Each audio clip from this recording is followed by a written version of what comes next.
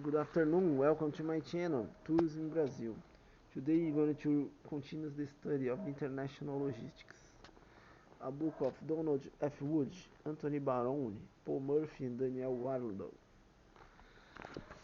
We're going to continue the studies, but if you like this video, share it with your friends, start the notifications, follow me Instagram, Facebook. If you're going to buy internet, click in the link at the description. Shopee and Amazon.com. Thank you very much. Remember to support this channel. Although that may be debated, the practical fact is that it is highly unlikely a US exporter is going to sue a buyer in the People's Republic of China or Costa Rica unless the amount is very significant. Even then, the trader will do so under the customs practices and laws of the foreign judiciary. The object of this session is not to be legalistic, but to generally describe accepted trade terms in order to avoid disputes. Individuals in need of more definitive advice on terms of sale should seek the advice of lawyers who specialize in international commercial and trade law. In many international transactions, there are more risks involved than for similar domestic transactions. Some of these risks are covered by insurance, others may be factored into the costs. Note that both buyers and sellers face additional risks. In negotiations, it is conceivable that the risk can be identified and shared to the extent that both sides are not adding a cost item that, at worst, only one would have to pay. There is a credit risk to the seller associated with export sales. There are other kinds of risk as well, such as risk of loss during transport from the seller's warehouse to the buyer's warehouse. Who is responsible for what risk and who will bear the cost of protecting against those risks? In late 1993, there were reports that Chinese entrepreneurs who stand to lose money from falling commodity prices are refused to claim ordered cargoes when ships arrive, leaving the vessels stranded at Chinese ports waiting to discharge cargoes that nobody wants. There is also the issue of known costs. This includes costs of the product, transportation, forwarding, consular fees, duties and taxes. Who will bear what costs? These are the domain of terms of sales, so the terms of sale must take into account risks, which must be evaluated and assigned to either party, and known costs, which are assigned to either party. The topic of risks will be covered first. Risk of physical loss.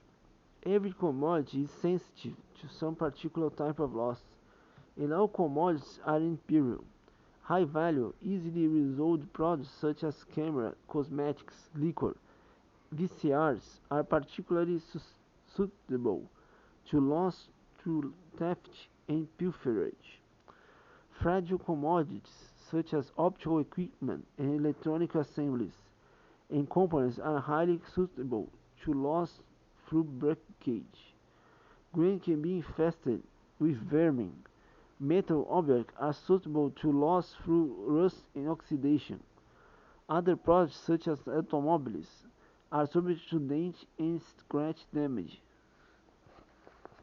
Frozen commodities such as meat products and temperature controlled products such as fish and produce are sensitive to heat and humidity. Result transit. Even products of almost no value have been lost in incidents where dishonest vessel captains deliberately scuttle a loaded ship in order to collect hull insurance. The list is as long as there are commodity perils. Perils just mentioned include theft, denting, scratching, breakage, freezing, messing, carrying.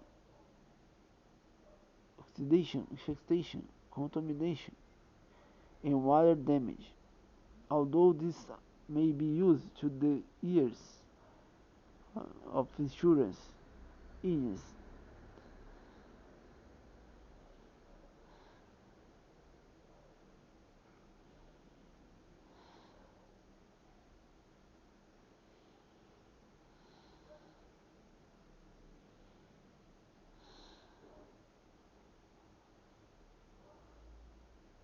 although this may be music to the ears of insurance agents, there are ever-present concern and cost factors to traders.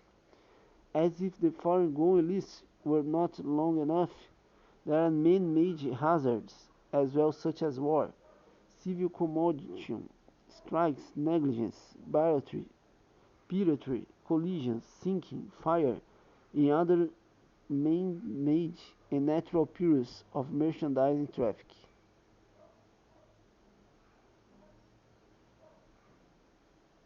Well-written contracts do and indeed must cost all these continents cover then in a true and knowledgeable use for intentionally.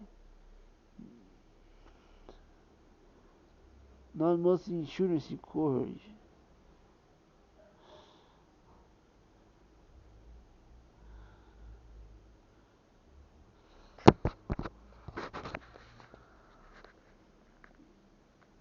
However, most insurance coverage is often not 100% complete in the sense of totally covering all contingencies. Cost insurance and risk for insufficient coverage must still be factored into the sales agreement. Note that